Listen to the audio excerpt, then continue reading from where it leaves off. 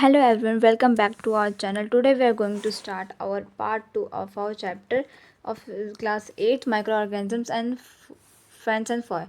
सो हमने अपनी previous video में ये देखा था, हमने पार्ट 1 में ये देखा था कि हमारे जो माइक्रो ऑर्गेनिजम्स होते हैं वो हेल्पफुल होते हैं। अब बट हमने हेल्पफुल के बारे में पढ़ा था फ्रेंडली माइक्रो ऑर्गेनिजम्स के बारे में। सो इस वीडियो में हम पढ़ेंगे इसके आगे चैप्टर में कि हमारे हार्मफुल बैक्टीरियाज भी होते हैं, तो वो कैसे हमारे लिए हार्म पहुँचाते हैं हमें, सो वो पढ़ते हैं। सो पहला टॉपिक होता है हमारा vaccination. Why are children in fact given vaccination. So Paheli ने सोचा कि जो हमारे छोटे छोटे बच्चे होते हैं उन्हें हम वैक्सीनेशन क्यों देते हैं। सो let's start when a disease carrying microbe enter our body the body produce antibodies। so जब भी हमारे बॉडी में कभी भी कोई माइक्रोब से डिजीज़ बीमारियाँ हमारे अंदर घुसती है, सो हमारा जो बॉडी है वो एंटीबॉडी प्रोड्यूस करता है, किससे, हमारे जो डिजीज़ जो आया उससे लड़ने के लिए। So the body also remember how to fight the microbe if it enters again. So हमारी बॉडी ये भी याद रखती है कि हमें अगेन माइक्रो ऑर्गेनिजम्स हमारे बॉडी में डिजीज़ लेकर आ गए तो कैसे लड़ना है, किसके थ्रू लड़ना, antibodies. If dead and weakened microbes are introduced into a healthy body, the body fight and kill the invading bacteria by producing suitable antibiotic। So कभी भी अगर dead and weakened microbe जो हमारे मरे हुए और कमज़ोर बैक्टीरियाज होते हैं हमारे हेल्दी बॉडी के अंदर आ गए, तो हमारी बॉडी को पता है कि कैसे फ़ाइट करना है थ्रू द एंटीबॉडी। बॉडी से हमें उसे फाइट करना है और किल करना है बैक्टीरियाज को। The antibiotics remain the body and we are protected. जो एंटीबायोटिक्स होती है वो हमारे बॉडी के अंदर होती है और वो प्रोटेक्टेड होती है। सो वो हमें अलग अलग डिजीज़ जो हमारे माइक्रोब से अलग अलग डिजीज़ हमें कॉज करते हैं, सो उससे हमें बचाता है, प्रिवेंट करता है। This is how vaccine work. So यही काम होता है वैक्सीन का। जो वैक्सीन कैसे काम करता है, सो इसी ऐसे ही करता है। सेवरल डिजीज़, कुछ डिजीज़ होते हैं, कुछ बीमारियाँ होती हैं जैसे cholera, TV, small pox, hepatitis, ये कुछ होते हैं जिससे हम इस बीमारियों से हम बच सकते हैं, इसलिए हम वैक्सीनेशन लेते हैं ताकि हम ये जो हमारे डिजीज़ है उससे हम बच सके। सो यहाँ पर ये जो आपके साइंटिस्ट के नाम है, this are very important. So Edward Jenner discover the vaccine for smallpox in 1798। So 1798 को इन्होंने ये हमारा एडवर्ड जेनर इन्होंने डिस्कवर किया था वैक्सीनेशन किसके ऊपर, स्मॉल पॉक्स के ऊपर। आगे चलते हैं। In your childhood you must have been given injection to protect yourself against several disease.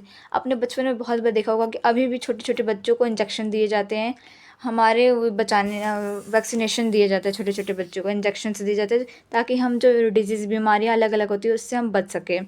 So can you prepare a list of the disease you may take help from your parents. ये आप school activity आप कर सकते हो। It is essential to protect all children against this disease. ये बहुत ज़रूरी होता है ये बीमारियों से छोटे छोटे बच्चों को हम बचाने के लिए। Necessary vaccines are available in the nearby hospitals. कुछ जो हमारे वैक्सीन्स होते हैं वो आसपास के हॉस्पिटल में हमारे अवेलेबल रहते हैं। You might have been seen advertisement on TV and newspaper regarding protection of children against polio under the pulse polio programme. So आपने बहुत बार टीवी में, आपने ऐड में, एडवर्टाइजमेंट में देखा होगा कि छोटे छोटे बच्चों को कैसे प्रोटेक्ट करते हैं थ्रू द पोलियो, हमारे जो पोलियो के अगेंस्ट। और हमारा एक प्रोग्राम है जिसे हम बोलते हैं pulse polio programme. So polio drop given to children are actually, जो पोलियो ड्रॉप होता है छोटे छोटे बच्चों को दिया जाता है, वो वैक्सीनेशन के दौर में काम करता है। So a worldwide campaign against smallpox has finally led to its eradication from most parts of the world. These day vaccination are made on a large scale from microorganisms to protect humans and other animals from several diseases। सो जो हमारे vaccination होते हैं वो हमारे बहुत large scale पे micro organisms के through बनते हैं। क्यों, कैसे, हमें प्रोटेक्ट करने के लिए, ह्यूमंस को, एनिमल्स को अलग अलग बीमारियों से, सेवरल डिजीज़ से प्रोटेक्ट करने के लिए हमारे वैक्सीनेशन बनते हैं। सो अब हम पढ़ते हैं इंक्रीजिंग सॉइल फर्टिलिटी। सो ये हमारे हेल्पफुल बैक्टीरियाज है जो हमें हेल्प करते हैं, वैक्सीनेशन में हेल्प करते हैं। देन अब इंक्रीजिंग सॉइल फर्टिलिटी। सो इसका मतलब ये होता है जो हमारे जो सॉइल होता है, हमने अपने चैप्टर 1 में पढ़ा था कि हमारे जो राइजोबियम होता है वो नाइट्रोजन फिक्सेजर होता है जो हेल्प करता है हमारा सॉइल को न्यूट्रिशंस देने में। सो हम इसमें भी बैक्टीरिया होते हैं जो हमारे हेल्पफुल होते हैं। So some bacteria figure 2.7 are able to fix nitrogen from the atmosphere to enrich soil with nitrogen and increase its fertility. So कुछ एक्टिव बैक्टीरिया होते हैं जो नाइट्रोजन जो हमारे एटमोसफियर से हमारा सॉइल की फर्टिलिटी बढ़ाने के लिए नाइट्रोजन को फिक्स करते हैं। So this microbes are commonly called biological nitrogen. So ऐसे जो बैक्टीरियाज होते हैं उन्हें जो हम कॉमनली बोलते हैं बायोलॉजिकल नाइट्रोजन फिक्सर्स बोलते हैं। सो यहाँ पर ये हमारे कुछ पिक्चर्स दिए हैं फिगर 2.7 में। The nitrogen fixing blue green algae, ये हमारा एल्गी होता है, हमारा राइजोबियम, ये ब्लू ग्रीन एल्गी दोनों हेल्प करते हैं हमारा नाइट्रोजन फिक्स करने में। सो यहाँ पर यहाँ पिक्चर दिया है, यहाँ पे दिया है। सो क्लीनिंग द एनवायरनमेंट। सो अब हमारे क्लीनिंग, हमने पहले भी पढ़ा था कि हमारे जो माइक्रो ऑर्गेनिजम्स होते हैं वो हमारे एनवायरनमेंट को, आसपास की चीज़ों को क्लीन करने में, साफ करने में भी हमारी हेल्प करते हैं। So Boojho and Paheli had observe the school garden making manure. So Boojho Paheli ने अपना जो स्कूल गार्डन देखा कि वो मैन्योर बना रहा था अलॉन्ग विद देयर फ्रेंड्स, अपने फ्रेंड्स के साथ। They collected waste of plants, vegetable and fruit from nearby houses and garden. उन्होंने क्या किया, उन्होंने जो हमारे जो प्लांट्स, हमारे जो पेड़ पौधे और फल के जो वेस्ट होते हैं उन्होंने कलेक्ट किया अपने घर के गार्डन के आसपास से। They put them in a pit meant for waste disposal. उन्होंने एक पिट, मतलब एक गड्ढा खोदा, उसके अंदर वो सबको हमें रख दिया। उसका it decompose and got converted to manure. हमने ये चैप्टर 1 में भी पढ़ा था, how manure is a organic substance. So ये क्या होता है, ये फार्मर्स हमारे क्या करते हैं, मैन्योर खाद बनाने के लिए एक पिट गड्ढा खोदते हैं, उसके अंदर जो हमारे प्लांट्स, एनिमल्स, पेड़ पौधे के और जो कुछ फूड्स के जो वेस्टेज होते हैं, तो क्या करते हैं, उन्हें एक जगह उन्हें इकट्ठा करके वो पिट में डाल देते हैं और कुछ 3-4 दिनों के लिए उसे सड़ने के लिए रख देते हैं, तो उससे हमारा मैन्योर बनता है। जो बैक्टीरियाज आते हैं वो हेल्प करते हैं सड़ने में। So Boojho and Paheli wanted to know how this had happen. तो वूजो पहले जानना चाहते थे कि कैसे वर्क करता है। यहाँ पर एक्टिविटी दिया है, आगे चलते। Do you find any difference in the contact of two ports. So ये एक्टिविटी को पढ़ने उसके क्वेश्चन हैं। Then did you note you often see large amount of dead organic matter in the form of decaying plants and sometimes dead animals on the ground. You find that they disable after some time. This is because the microorganisms decompose dead organic plants of animals, converting them into simple substance. ये वही है कि जो हम manure बनाते हैं, farmers बनाते हैं, सो उसे मैन्योर बनाने में कौन हेल्प करता है, जो हमारे माइक्रो ऑर्गेनिजम्स होते हैं। जो हमारे माइक्रो ऑर्गेनिजम्स होते हैं वो हमारे हेल्प करते हैं हमारे बनाने में। वो आते हैं, वो उन्हें हेल्प करते हैं, जो हमारा वेस्ट होता है प्लांट्स, एनिमल्स का, उसको माइक्रो ऑर्गेनिज्म हेल्प करते हैं मैन्योर बनाने में। Third, microorganism can be use to degrade the harmful and smelly substance and thereby clean up environment. और कुछ ऐसे भी माइक्रो ऑर्गेनिजम्स होते हैं जो हमारा जो हार्मफुल स्मेल सब्सटेंस होते हैं उसे क्लीन करने में भी हेल्प करते हैं हमारे। सो अब तक हमने पढ़ा, अब तक हमने हमारे फ्रेंडली माइक्रो ऑर्गेनिजम्स के पढ़ा कि हमारे जो फ्रेंडली माइक्रो ऑर्गेनिजम्स होते हैं हमें कहाँ कहाँ यूज़ होते हैं, किस किस जगह यूज़ होते हैं। सो अब हम पढ़ेंगे हार्मफुल माइक्रो ऑर्गेनिजम्स होते हैं जो हमारे लिए हानिकारक है, जो हमारे लिए अच्छे नहीं है, हमें बस परेशान करते हैं, हमें डिजीज़ बीमारियाँ पहुँचाते हैं। So harmful micro organisms are harmful in many ways. ये बहुत तरीक़ों से हमारे लिए हार्मफुल होते हैं। So some of the microorganism cause disease in the human being, plants, animals. So कुछ ऐसे जो हार्मफुल माइक्रो ऑर्गेनिज्म होते हैं जो हमारे प्लांट्स, ह्यूमन्स एंड एनिमल्स के अंदर डिजीज़ बीमारियाँ पैदा करते हैं। कुछ डिजीज़ के यहाँ नाम दिए हैं, जैसे जो हमारे जो ऐसे ऑर्गेनिज्म माइक्रो ऑर्गेनिजम्स होते हैं जो हमें डिजीज़ कॉज करते हैं प्लांट्स, एनिमल्स और प्लांट्स के अंदर, उन्हें बोलते हैं pathogens. So some microorganisms spoil food, clothing and leather. Let us study more about their harmful activities. So हमारी ये हार्मफुल बैक्टीरियाज क्या करते हैं, हमारे खाने को ख़राब करते हैं, क्लोथ्स को ख़राब करते हैं और जो हमारे लेदर्स होते हैं उन्हें ख़राब करते हैं। सो पढ़ते हैं disease causing micro organism in humans. So pathogens वो होते हैं जो हमें डिजीज़ कॉज करते हैं, वो माइक्रो ऑर्गेनिजम्स को होता है। Enter our body through air we breathe, the water we drink, for over the food we eat. They can also get transmitted by direct contact with an infected person और carried by an animal. So generally ये हमारे अंदर body के अंदर कैसे enter करते हैं, जो हम सांस लेते हैं, जो हम हवा से सांस लेते हैं वहाँ से पैथोजेंस हमारे बॉडी के अंदर जाते हैं। जो हम पानी ड्रिंक करते हैं, जो हम खाना खाते हैं, सो क्या कहते हैं, उन लोग डायरेक्ट कॉन्टैक्ट में आते हैं इन्फेक्टेड पर्सन के। सो जो कि एनिमल्स, प्लांट्स एंड ह्यूमंस के अंदर आ सकते हैं। Microbial disease that can spread from infected person to a healthy person through air, water, food, physical contact are called communicable diseases. So क्या होता है, जो हमारे कुछ डिजीज़, जो कुछ बीमारियाँ होती है जो किसी एक इन्फेक्टेड पर्सन, किसी एक पर्सन से दूसरे हेल्दी पर्सन, जो हेल्दी पर्सन होता है उनसे हो through air, water, food, physical contact से होता है, उन्हें बोलते हैं कम्युनिकेबल डिजीज़। जनरली ये होता है कि जो किसी एक को हुआ है वो डिजीज़ तो दूसरे को भी हो जाएगा। किसके द्वारा? एयर, वाटर, फूड और फिजिकल कॉन्टैक्ट, उससे बोलते हैं कम्युनिकेबल डिजीज़ है।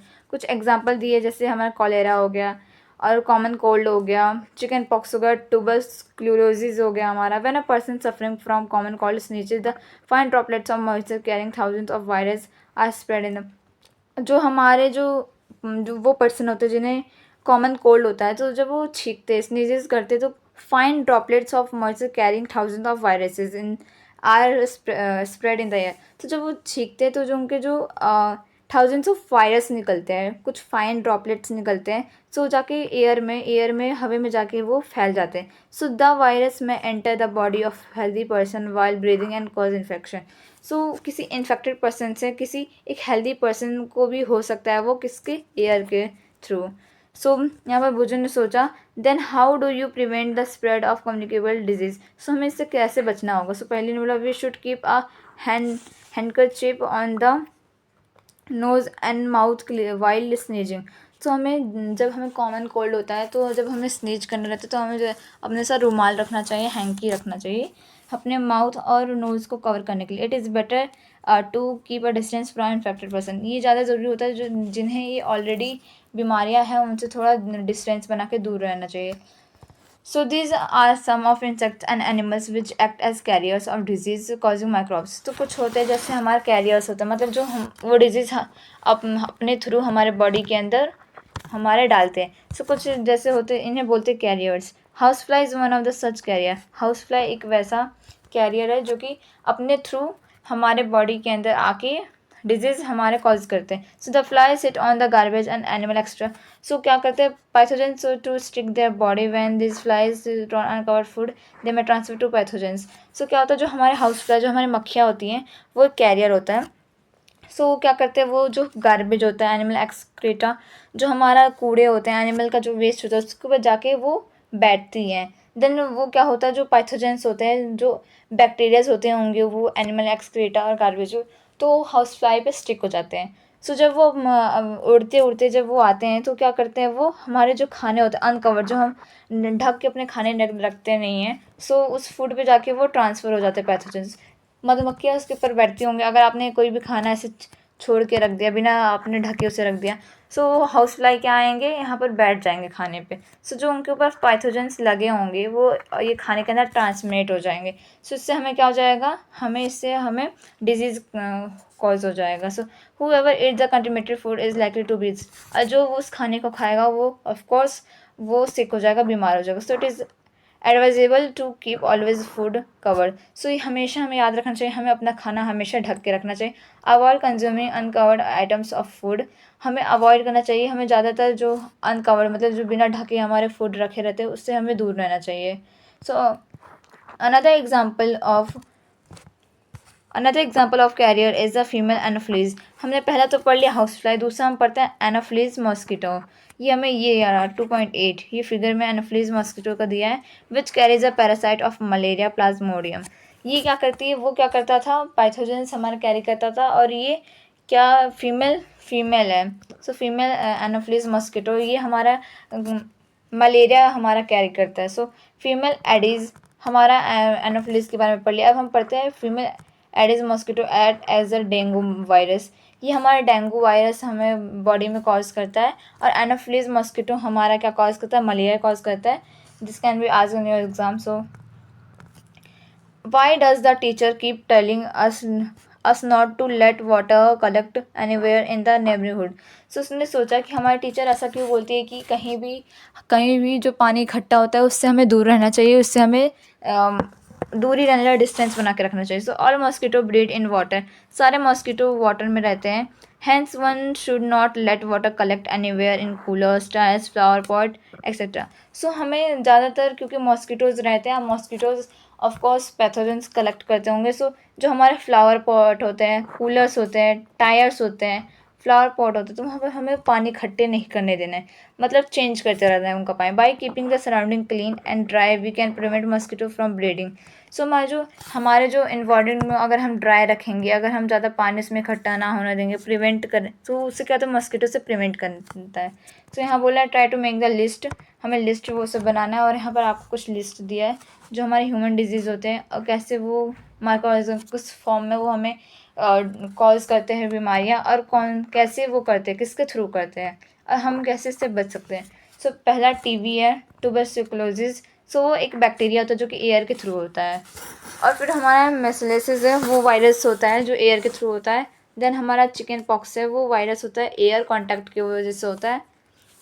देन हमारा पोलियो वायरस है, वो एयर वाटर के वजह से होता है। So keep the patients in complete isolation, keep the personal belonging to the patients away from those of the others, vaccination to be given at suitable age। सो ये सबसे बचने के लिए हमें वैक्सीनेशन लगाना चाहिए। अगर किसी को ऐसी बीमारी हो गई तो वैक्सीनेशन लेना इज़ वेरी इंपॉर्टेंट। सो दूसरा हमारा आ गया कॉलेरा, जो कि एक बैक्टीरिया है, और वो किससे होता है, वाटर फूड के थ्रू होता है। और टाइफाइड जो कि एक बैक्टीरिया है, वो वाटर के थ्रू होता है। So maintain personal hygiene and good sanitary habits, consume properly cooked food and boiled drinking water, vaccination. So हमें अपना पर्सनल हाइजीन मतलब अपने को साफ़ रखना है, और जो हमारे इन्वायरमेंट है उनको भी साफ़ रखना है, और प्रॉपर कुक्ड अच्छे से खाने हमें लेने हैं, और हमें जो पानी है उसे बॉयल करके पीना है। दूसरा आता है हेपेटाइटिस ए, जो कि हमारा एक वायरस है, वो किसके थ्रू होता है, वाटर के थ्रू होता है। बॉइल्ड ड्रिंकिंग वाटर, हमें ड्रिंकिंग वाटर लेना चाहिए। वैक्सीनेशन। मलेरिया हमने अभी पढ़ा, प्रोटोजोआ मॉस्किटो के थ्रू होता है। Use mosquito net and repellent spray insecticides and control breeding of mosquito by not allowing water to collect in the surrounding। सो हमें क्या करना है, हमें मॉस्किटो नेट आप यूज़ कर सकते हो, और आप स्प्रे भी यूज़ कर सकते हैं। Some of the common diseases affecting humans, their mode of transmission and few general methods to prevention are shown in table 2.1 हमने देख लिया। सो अब हम दूसरा पढ़ते हैं disease causing micro organism in animals. अभी हमने पढ़ लिया कि ह्यूमंस, प्लांट्स, एनिमल्स में कैसे। अब हम कुछ पढ़ेंगे जो माइक्रो ऑर्गेनिजम्स होते हैं जो हमारे एनिमल्स में भी बीमारियां पहुंचाते हैं। So several micro organisms are not only cause disease in humans, plants but also. So ज़रूरी नहीं है जो हमारे माइक्रो ऑर्गेनिजम्स होते हैं वो हमेशा प्लांट्स और हमारे ह्यूमंस में हमारा वो डिजीज़ प्रोड्यूस करे। सो वो प्लांट्स में भी होते हैं। सो रॉबर्ट कॉच 1876 में उन्होंने डिस्कवर किया था बैक्टीरियम, जिसका नाम है bacillus anthrax, which cause anthrax disease, जो कि हमारे एंथ्रेक्स बीमारियाँ प्रोड्यूस करता है। फॉर एग्ज़ाम्पल, जो हमारे अदर एनिमल्स होते हैं, जो हमारे माइक्रो ऑर्गेनिजम्स होते हैं, जो हमारे एनिमल्स में भी होते हैं। कुछ बीमारियाँ होती है एनिमल्स को माइक्रो ऑर्गेनिजम्स के थ्रू। सो कुछ होते हैं, anthrax is a dangerous human and cattle disease caused by bacterium. So एक बैक्टीरिया है, मतलब माइक्रो ऑर्गेनिजम्स है, जो कि ह्यूमन और कैटल के लिए बहुत डेंजरस, ख़तरनाक बीमारी है। So foot and mouth disease of cattle is called virus. So एक और होता है हमारा ये disease, foot and mouth disease होता है, वो कैटल्स को होता है। सो वो by the through the virus. So disease causing micro organism in plants. अब हमने एनिमल्स में देख लिया, अब प्लांट्स में देखते हैं। Several micro organism cause disease in plants like wheat, rice, potato, sugar cane, orange, Apple and others. कुछ माइक्रो ऑर्गेनिजम्स होते हैं जो हमारी बीमारियाँ हमारे पौधों में भी करते हैं, जैसे वीट में, राइस में, पोटैटो में, शुगर कैन में, ऑरेंज में, एप्पल में, अदर्स में। So the disease reduce the yield of crop. ये हमारे जो क्रॉप फसल को ख़राब करते हैं। For some of the such plant disease they can be control by the फिर हमें यहाँ पर एक टेबल दिया 2.2, या प्लांट डिजीज़ दिया है। सिट्रस है जो कि एक बैक्टीरिया है, वो एयर के थ्रू होता है। तो उसका कैंकर है, वो भी बैक्टीरिया है। रस्ट ऑफ वीट, ये एक ही है। फंगी एयर और सीड के थ्रू होता है। येलो वीन मोसैक ऑफ भिंडी, ओकरा, ये वायरस होता है, इंसेक्ट के थ्रू होता है। So food poisoning. अब हमने पढ़ लिया food poisoning. Food poisoning basically वो होता है कि कुछ हार्मफुल बैक्टीरियाज हमारे फूड में भी होते हैं। सो वो जो wanted invited by his family to a party and he ate a variety of food stuff on reaching home and he started vomiting and had to be taken hospital. The doctor said that this condition could be due to food poisoning. So वो जो क्या गया था, वो जो अपने friends के घर गया था, उन्हें पार्टी में बुलाया था, तो वहाँ पर उसने वैरायटी ऑफ फूड खाया। सो घर पहुँचते उसने वोमिटिंग होने लगी उससे। सो वो हॉस्पिटल उसे ले जाया गया। सो डॉक्टर ने उन्हें कहा कि ये फूड पॉइजनिंग की वजह से इसकी कंडीशन हुआ है। So Paheli wonders how food can become a poison. So Paheli ने सोचा कि एक खाना है वो पॉइजन में कैसे कन्वर्ट हो सकता है। सो बेसिकली हम ये पढ़ने वाले हैं फूड पॉइजनिंग के बारे में। Food poisoning could be due to consumption of food spoiled by microorganisms. So food poisoning जो होता है वो ऐसे हो सकता है, माइक्रो ऑर्गेनिजम्स फूड को स्पॉइल्ड कर देते हैं। Microorganisms that grow on a food sometimes produce toxic sometimes.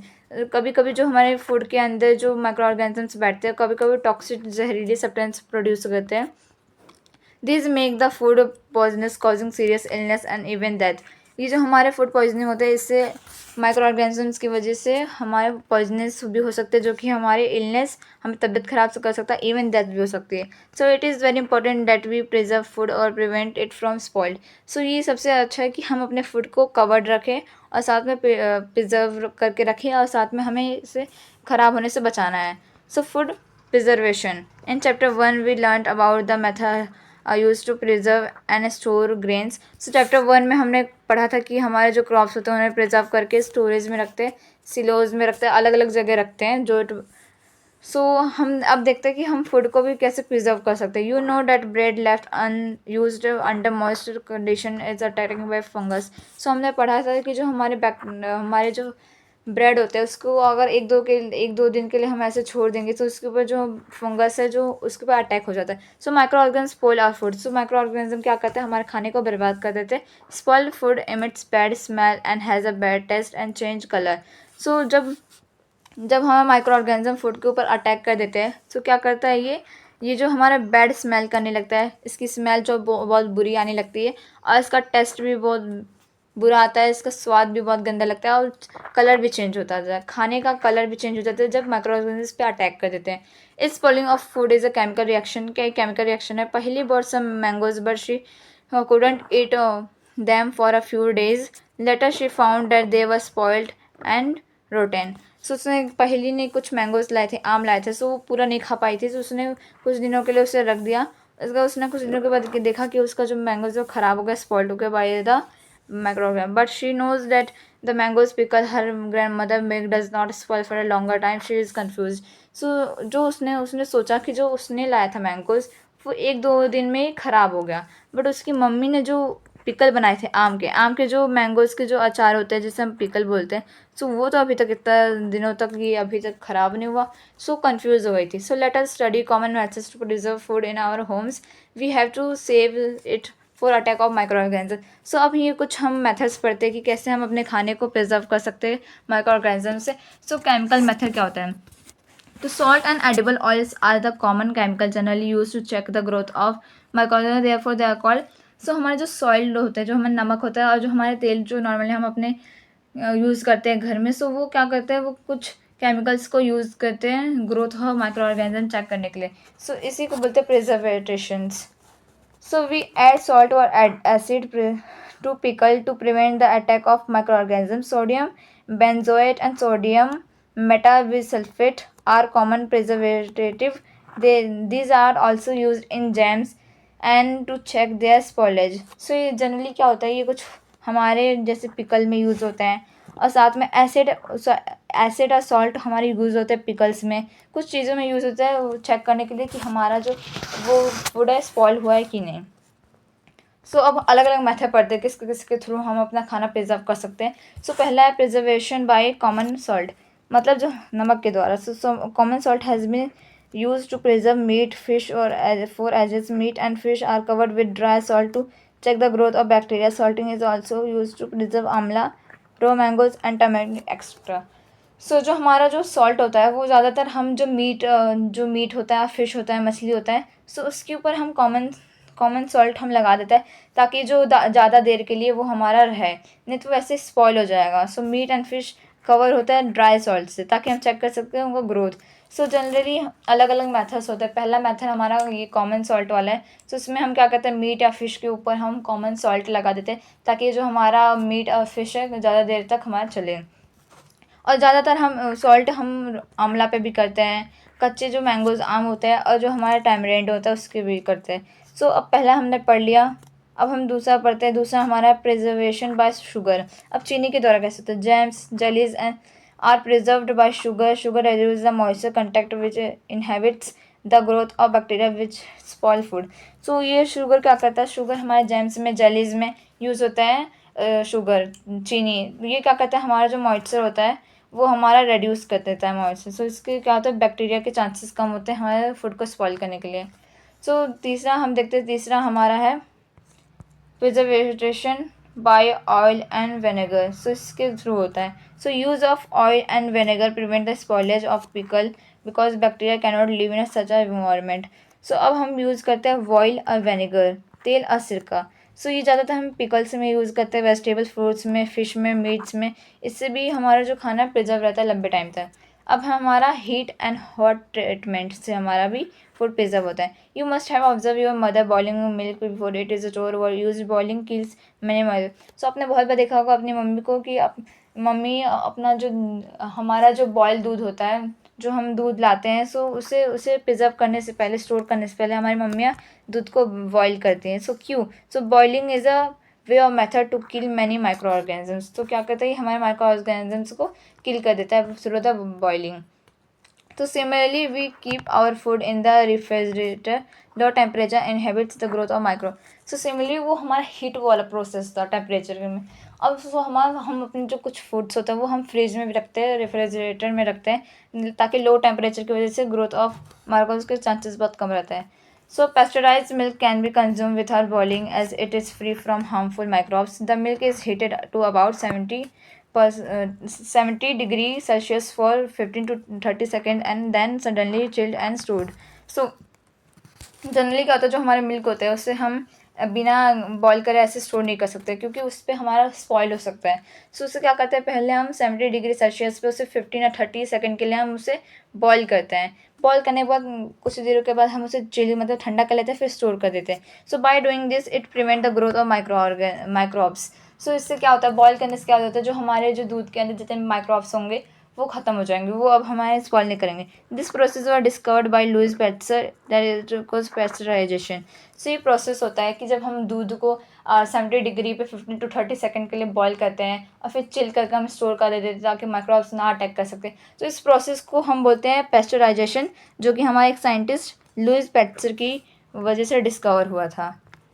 सो दूसरा आता है storage and packing. So these days dry fruits and even vegetables are sold in sealed airtight packets to prevent the attack of। So आज तक आपने shops में गए होंगे या तो आप कहीं आप मार्केट गए होंगे तो आपने देखा होगा जो हमारे ड्राई फ्रूट्स होते हैं और हमारे जो वेजिटेबल्स, जो फल सब्जियां होती हैं, वो ज़्यादातर हमारे जो पैकेट होते हैं, हमारे एयर टाइट जो पैकेट होते हैं उसके अंदर सील्ड रहते हैं। क्योंकि वो इसलिए रहते हैं क्योंकि ताकि वो हमारे जो वो ड्राई फ्रूट्स होते हैं, वेजिटेबल्स होते हैं, वो उससे माइक्रो ऑर्गेनिज्म अटैक ना कर पाए। सो ये हमने पढ़ लिया। सो अब पढ़ते हैं nitrogen fixation. So you have learn about the bacterium rhizobium in class 6 and 7। हमने ऑलरेडी पढ़ा है राइजोबियम के बारे में हमारे क्लास 6 एंड 7 में से। It is involve in the fixation of nitrogen in leguminous plant pulses. So ये क्या करता है? ये हमारी हेल्प करता है नाइट्रोजन को फिक्स करने में लेगुमिनस प्लांट्स के नोड्स में। So recall that rhizobium live in the roots of root nodules of leguminous plants. So हमारा राइजोबियम जो हमारा बैक्टीरिया होता है वो हमारे लेगुमिनस प्लांट के नोड्स, रूट्स के नोड्स में रहता है, जो हमारे ऐसे रूट्स होते हैं वहाँ पर रहता है। सच एज कुछ एग्जांपल्स है beans, peas with which is it has symbiotic relation. हमने क्लास 7th में पढ़ा था सिम्बायोटिक रिलेशन क्या होता है कि sometimes nitrogen get fix through the action of lightning. कभी कभी जो हमारा जो नाइट्रोजन होता है वो कभी कभी फिक्स हो जाता है, किसकी लाइटनिंग के थ्रू भी हो जाता है। But you know that the amount of nitrogen in the atmosphere remains constant. हमारा जो एटमोसफियर का जो हमारा परसेंटेज रहता है वो हमारा कांस्टेंट रहता है। So nitrogen cannot be taken directly plants and animals. जो हमारा नाइट्रोजन होता है वो हमारे तुरंत प्लांट्स एंड एनिमल्स के थ्रू नहीं ले पाते हैं। Certain bacteria. सो हमारे यहाँ पर साइकिल है। सो ये रहा राइजोबियम, यहाँ पर रहता है रूट्स के नोड्यूल्स में। सो यहाँ पर नाइट्रोजन साइकिल दिया है कि और एटमोसफेयर है 78% नाइट्रोजन गैस है. Nitrogen one of the natural constituents all living organism such as protein, chlorophyll, nucleic acids and vitamin. So हमारा नाइट्रोजन कहाँ कहाँ हेल्प होता है, हमारा बहुत इंपॉर्टेंट होता है हमारी लाइफ में. 78 the atmospheric nitrogen can be taken directly. जो हमारा एटमोसफेयर होता है वो हमारा प्लांट्स एंड एनिमल्स के थ्रू लिया जाता है. Certain bacteria and blue green algae present in the soil fix nitrogen from the atmosphere and convert it into compounds of nitrogen. So ये क्या करते हैं, जो हमारे ब्लू ग्रीन एल्गी राइजोबियम होते हैं वो हमारे एटमोसफियर से नाइट्रोजन लेते हैं, हमारे उसे कन्वर्ट कर देते हैं यूजेबल फॉर्म में. Once nitrogen is converted in usable compounds it can be utilise by plants from the soil through their system. So उसके बाद क्या होता है, ये उसके बाद प्लांट्स कंज्यूम कर लेते हैं उस नाइट्रोजन को. देन उसके बाद वो प्रोटीन्स प्रोड्यूस करते हैं हमारे प्लांट्स को. Nitrogen is then used for synthesis of plants protein and other compounds. Animal feeding on animal get protein and other nitrogen compounds. So उसके बाद जो हमारे जो एनिमल्स होते हैं वो प्लांट्स को फीड करते हैं, उसकी वजह से नाइट्रोजन हमारा प्रोड्यूस होता है. So in plants and animals die, जो हमारे प्लांट्स एंड एनिमल्स डाई हो जाते हैं, bacteria and fungi present the soil convert nitrogen mixtures into nitrogenous compound to be used by plants again. तो जब हमारे प्लांट्स एंड एनिमल्स डाई हो जाते हैं, सो हमारे जो बैक्टीरिया फंगी तभी भी हमारे सॉइल के अंदर प्रेजेंट होते हैं. सो वो क्या कहते हैं, नाइट्रोजियस वेस्ट होता है, उससे नाइट्रोजियस कंपाउंड्स में उसे कन्वर्ट कर देते हैं by through plants again. Certain other bacteria convert some part of them to nitrogen gas which does back into the atmosphere. As a result the percentage of nitrogen in the atmosphere remains. So plants and animals की वजह से जो हमारा atmosphere में जो हमारा nitrogen होता है, नाइट्रोजन का परसेंटेज हमारा 78% है. सो ना तो इससे कम होता है ना तो इससे ज़्यादा होता है. सो बेसिकली इसमें यही है कि यहाँ पर नाइट्रोजन साइकिल आपको दिया है. सो बेसिकली इसमें वही है कि जो हमारा नाइट्रोजन होता है वो किसके थ्रू हो सकता है, लाइटनिंग के थ्रू हो सकता है. देन उसके बाद क्या होता है, वो जो हमारे जो नाइट्रोजन गैस होता है उसे यूजेबल फॉर्म में कन्वर्ट कर देते हैं. देन उसके वक्त उसे प्लांट्स के थ्रू लिया जाता है, कंज्यूम किया जाता है, ताकि प्लांट्स फिर जाके अलग अलग अपने फ्लावर्स में अलग अलग पार्ट्स में वो नाइट्रोजन प्रोड्यूस करते हैं, जिसे प्रोटीन्स के फॉर्म में लेते हैं. देन एनिमल्स क्या करते हैं, प्लांट्स को ईट कर लेते हैं. देन उसके बाद फिर से हमारा जो नाइट्रोजन वेस्ट होता है उसे हम यूजेबल फॉर्म में कन्वर्ट कर देते हैं. देन उसके बाद फिर बैक्टीरिया को फिक्स करते हैं. बैक्टीरिया हमारे फिक्स करते हैं एटमोसफियर जो हमारा नाइट्रोजन होता है. Then bacteria turn fix nitrogen into nitrogen compound. Nitrogen को उसके हमें गुड कंपाउंड में कन्वर्ट कर देते हैं. सो ये नाइट्रोजन वही है कि जो हमारा हेल्प करता है नाइट्रोजन फिक्सेशन, वो हमारा राइजोबियम होता है. राइजोबियम पहले तो हमारा राइजोबियम होता है और दूसरा हमारा होता है ब्लू ग्रीन एल्गी. ये जो हमारे ब्लू ग्रीन एल्गी है जो हमारे माइक्रो ऑर्गेनिजम्स होते हैं जो कि हेल्प करते हैं नाइट्रोजन फिक्सेशन का. So that's all for today. Our chapter is over. So questions of this question I will be covered in next video. So thank you for all. So this is for today. I hope you enjoy today's review.